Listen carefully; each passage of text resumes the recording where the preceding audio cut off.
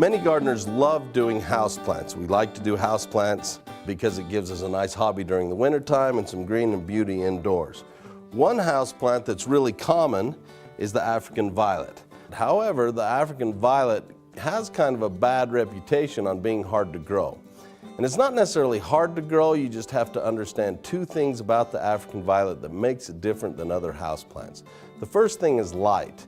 The African violet needs a lot of light. It needs about 12 hours of light, but that light can't be direct sunlight. And then it actually needs 8 hours of darkness to bloom.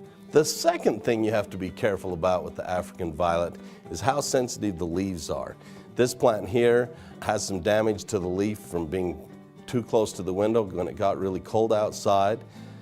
And we have to be careful about the way we water that plant because of the sensitivity of the leaves. So what we do with watering the African violet is we get some water in a container and we'll put that African violet right in the container and it'll actually water from the bottom up.